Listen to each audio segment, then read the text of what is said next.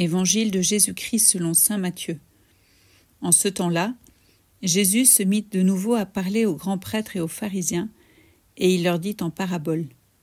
Le royaume des cieux est comparable à un roi qui célébra les noces de son fils. Il envoya ses serviteurs appeler à la noce les invités, mais ceux-ci ne voulaient pas venir.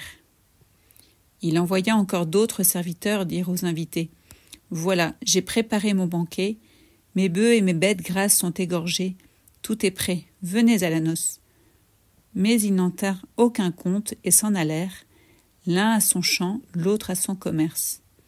Les autres empoignèrent les serviteurs, les maltraitèrent et les tuèrent.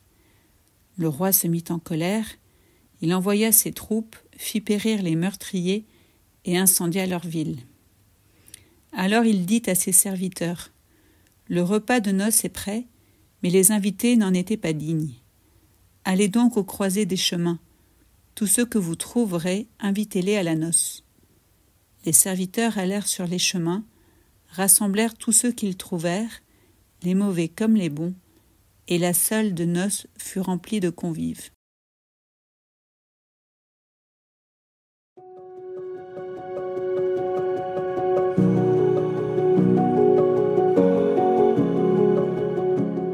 C'est une parabole très rude que nous fait entendre l'Évangile d'aujourd'hui.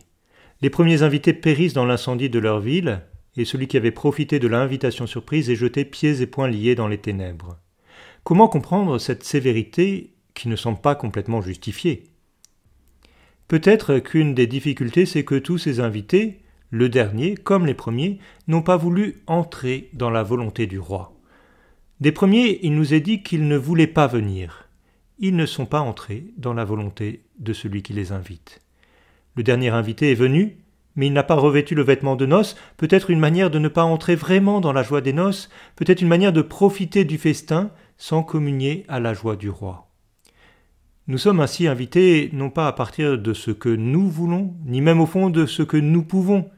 Il s'agit plutôt d'accueillir une invitation qui nous surprend, une invitation à entrer dans une volonté qui nous dépasse.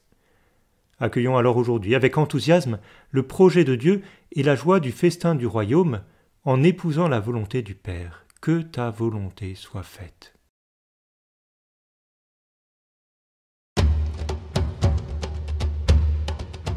Jubilé, chantez.